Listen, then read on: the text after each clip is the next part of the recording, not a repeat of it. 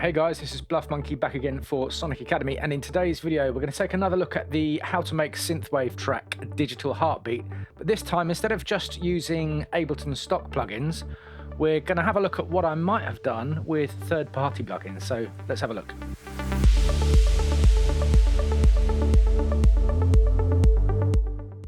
Okay, so the initial idea was that I was going to create this track using stock Ableton Live plugins only. I did end up using one freebie, which is Tal Chorus as well, but you guys could have downloaded that.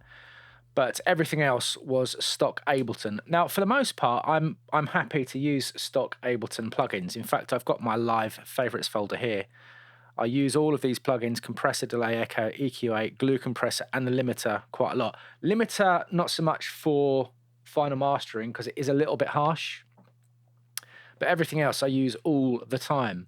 There are a few exceptions though, and the first thing I want to have a look at is my bass channel. So I've got the kick and bass soloed here, and if we come down to the bass channel itself, one thing I will do if I'm using a bass sound that's kind of flying solo and the bass sound is operating by itself without layers, I will often bring in some saturation.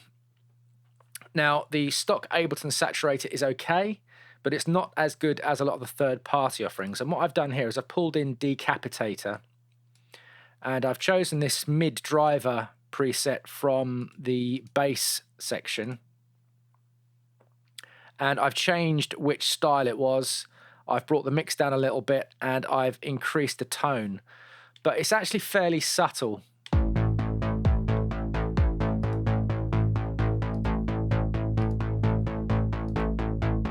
So as I'm switching on and off, try and listen to the fact that when the saturation's on, it almost compresses the bass sound. It sounds like it's being compressed and held together a bit.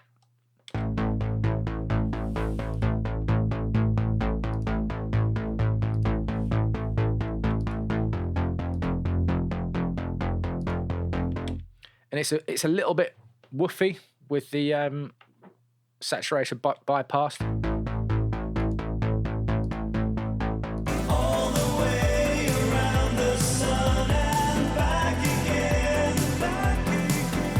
But it's one of those things that's very subtle in the mix. Now, I recall trying to do something similar with the stock Ableton saturator, but I wasn't hearing what I wanted to hear, so I kind of didn't do it.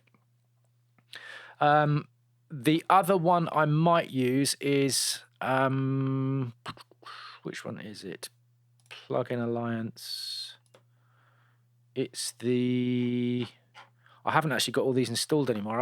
I did have the subscription, but I stopped it. It's the black box. I can't find it on here, but Plugin Alliance do a very good black box saturator. So that was the other one I tried, but I did prefer Decapitator, which is one of my go-tos. So that's the first thing. The second obvious change will be to the reverbs. Now, I am not a fan of Ableton reverbs. Even the new hybrid reverb, I'm not a massive fan of. So what I've done is this is my this is the kind of galactic Coral Hall reverb I had on the Send before. And what I've done is I've pulled in Black Hole instead. So those big spacious reverbs, my go-to would be Black Hole. But let's just hear how they sound one by one. So this is Black Hole.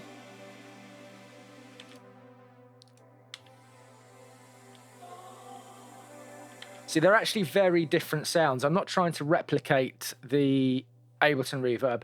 And one of the things that I realized when I was making this video is that the plugins you go to that tend to be your go-to will probably dictate the kind of sound you end up with. Now, overall, it's not going to make a massive difference to the mix, but there are creative choices in your habits, so to speak. So this is the Ableton reverb again. So it's quite middly, quite forward. And this is Black Hole.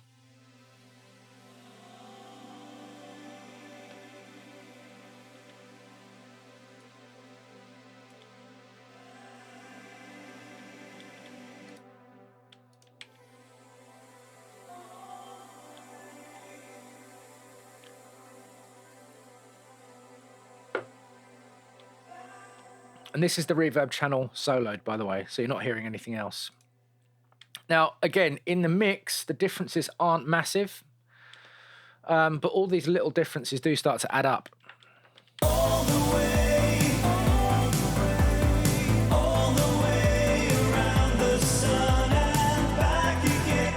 That's the original reverb. All the way around the sun and... So I would say that the Ableton reverb, the way I've used it, is a little bit more obvious, and the black hole is a little bit more spacious. Kind of ambiguous terms, but that's what I'm hearing. But the difference in the mix overall, with all the other elements going on, is not that massive. But again, these little differences do add up. The delay I had on the reverb, I left as it is because I do use the Ableton delay. But the vocal reverb, I did change. So let's have a listen to this now. So before we had let's just listen to the before. We had the hybrid reverb on a vocal pop hall and a little bit of EQ. And what I've changed it to is Valhalla vintage verb on the Vox plate, the vocal plate, and a little bit of EQ again, very similar style reverb. And I have also added a utility to the Valhalla vintage verb because it's slightly quieter. So I've boosted it by 3.3 dB. So let's listen to the original one.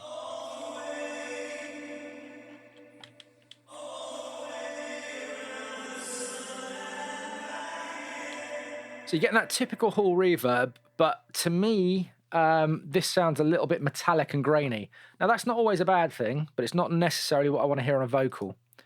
Now let's listen to Valhalla. All the way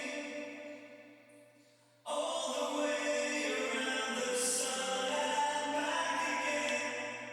Same kind of hall reverb sound, but it's a lot smoother.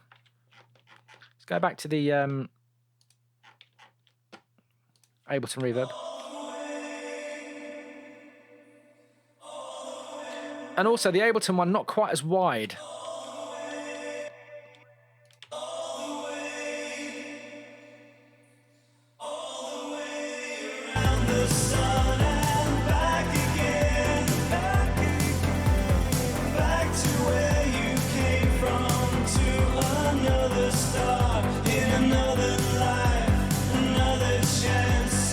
So now we've listened to the solo. When I go back to the original reverb in the mix, you can actually hear that graininess coming through. And again, it might work in the mix sometimes, but it's not a sound I would generally gravitate towards. That's why I've changed it. That's why I've swapped it out. And that's the thing, because I know I like Valhalla vintage verb. Where's it gone? Yeah, because I know I like Valhalla vintage verb. For me, it will be an automatic go-to choice. So in some ways, the things that you like will dictate your creative choices later on, perhaps. So there's that. The last thing was the Fat Drum Studio, but the only thing going through these are the hats, so I didn't bother changing them because whatever I did, you wouldn't have heard it in a mix at all. Right, next thing to look at is the vocal EQ. So let's look at the vocal group. So originally, we had this high shelf on the vocals. So let's just solo these out. Hello. We're lifting off, I can feel the heat. I can hear my digital. So this little shelf at, where is it at? 6.9, 7,000 hertz, 7 kilohertz, spit it out. It's just to lift the vocals a little bit. But my go-to for that, I would always use Mag EQ for the airband. Now that's this little high shelf EQ at the top here, but it's doing more than just EQing. There's almost like a crispy saturation effect to it as well. So let's have a listen to this, switching this on and on. We're lifting off, I can feel the heat. We're lifting off, I can feel the heat. And you can hear why they call it the airband. I've gone a bit too far there, actually. We're lifting off, I can feel the heat. It seems to add top end without adding any harshness whatsoever. We're lifting off, I can feel the heat.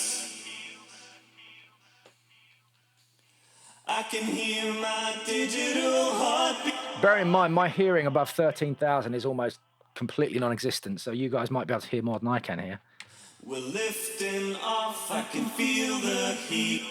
So you're getting that nice air, that nice top end, that nice crispy top end, pro tip, without it sounding harsh. If we go back to the Ableton EQ, we're lifting off, I can feel the heat. You're still getting the top end, but it's not doing the same thing. We're lifting off, I can feel the heat. So that's what I would go to for this particular task. We're lifting off, I can feel the heat. I can hear my digital heartbeat. So without the EQ4 switched on, it sounds a little bit dull. And that airy top end is helping the vocals just poke through this mix. Right, next thing will be the snare. So if we look at my original effects chain. Whoa, loads of stuff. So, in fact, let me just switch the amended one off. Let's switch this back on. So we've got the synthetic drum room, which is the hybrid reverb. Then I've got this EQ. Then we're compressing it. Then I've got that gate being triggered by the snare sound itself. And then I've got the final EQ. So that's all adding up to this sound here. That's off.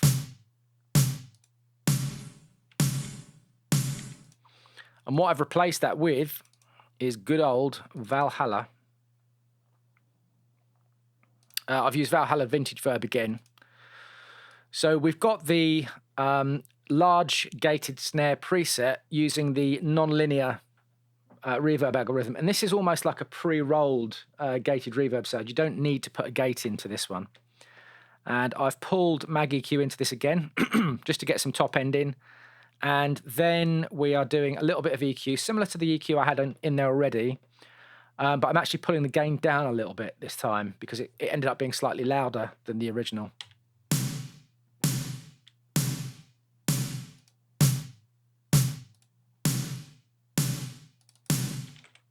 So that's a new one. That's the old one. So the old one was slightly denser, slightly duller, slightly longer maybe. There's nothing wrong with it. But as soon as I loaded up the Valhalla Vintage Verb, I made different decisions. And I wasn't referencing my previous version. I wasn't trying to recreate what I did before. I was kind of working from habit. And this is how I would have done it had I been able to use these plugins from the start.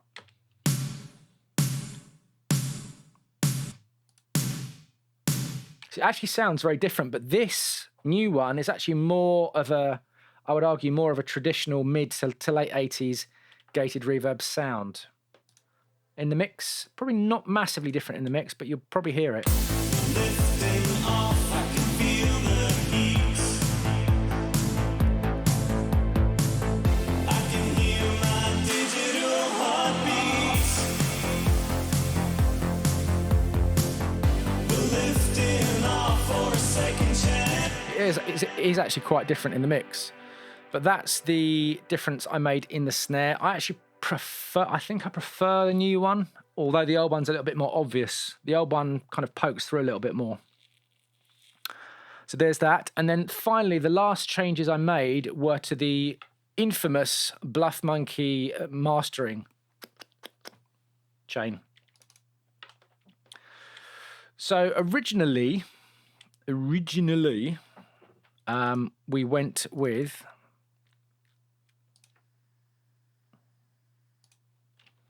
so this slight EQ adjustment. I just wanted to bolster the bottom end a little bit. Then I had a utility making the bass mono. Then I went for the Ableton multiband compressor, which I kind of get, but it's not something I tend to use a lot of the time myself. Then I used the glue compressor and then into the Ableton limiter. Now, the mastering, the way I've mastered it is very different. And I'm not saying one's right or one's wrong, but I have a way of mastering that suits the way I want to hear things, and you'll see the difference in a minute. Lifting off, I can feel the heat. So that's my original mastering, and this is the new mastering. Lifting off, I can feel the heat. I can hear my digital heartbeats. We're lifting off for a second chance to the stars for another space romance. So what I'm hearing is it's a much wider, cleaner sound, I want to say. At least that's the story I'm sticking to. And the way I did it is, first of all, I had a glue compressor, the Ableton glue compressor, because I do use that one quite a lot. I actually used to have the Cytomic SSL bus compressor that this is based off, which I used all the time. So that is a go-to. Now, FabFilter EQ, I've done something similar to the EQ I did in the previous mastering chain, which is this.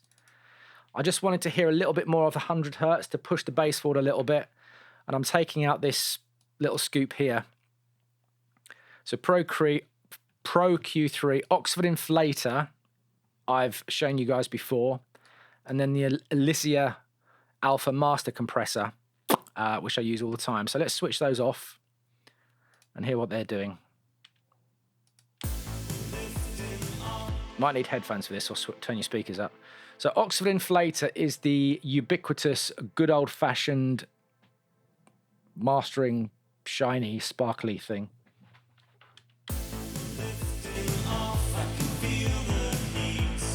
It's almost like one of those plugins that you just turn on to make things sound better.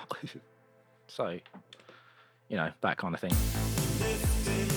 And at this point, I don't mind these plugins adding volume either, because we've got plenty of headroom here.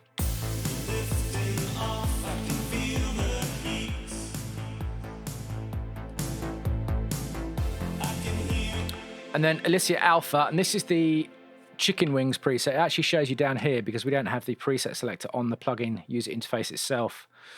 Chicken wings preset is the one I always go to. I've said before, I'm not a massive fan of using compressor presets, but in this case, I always make an exception. And I use the mix and the threshold, this knob here and here, and here and here, for the mid channel and the side channel. And that's how I balance things. I may have actually gone a little bit too far here.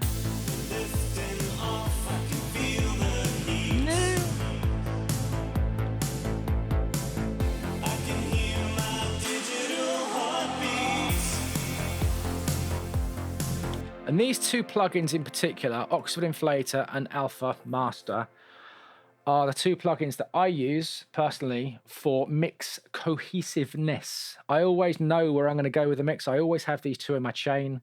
And for me, it just pulls things together in a way that pleases my ear holes. And then finally onto Pro L2. And I'm just pushing, I've got the, which preset did I use? Gentle and Musical mastering preset. I don't want to do anything crazy here. And I've just pushed it up 4 dB to get this final. Lifting off, I can feel the heat. This final level. I can hear my digital heartbeats. And that's pretty much it.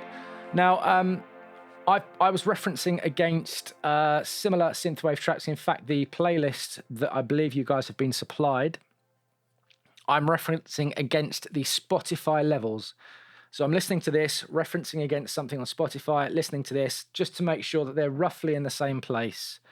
So I'm not going for maximum volume, and I never would. If I wanted to do that, I'd get somebody that knows what they're doing to master the track for me.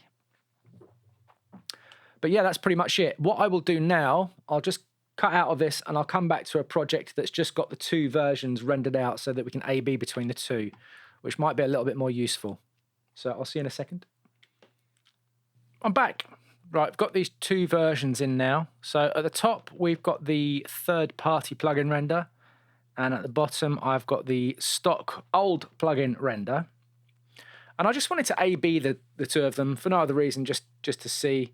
I know they sound different. I would expect the biggest difference to be, I haven't listened to them side by side yet. I would expect the biggest difference to be in the mastering chain. That Sonox Inflator Elysia Alpha Master / Chicken Wings combo I use is very heavy-handed, and I doubt for 1 second that any mastering engineer would ever do it, but that's what I want to hear, so that's why I do it. So let's listen to it from about here. So this is the new version. And I'm just going to flick between the two so we can hear them together.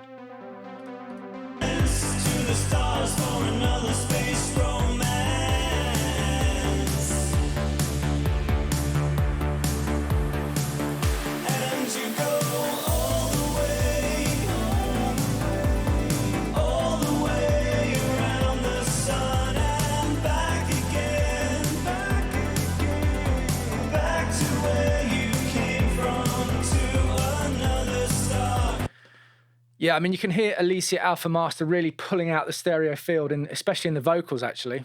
The vocals are really being pushed out wide, way more than any mastering engineer would do. But you can hear quite a big difference in the snare as well, actually. I'm quite surprised. I didn't expect it to be that big. This is stock.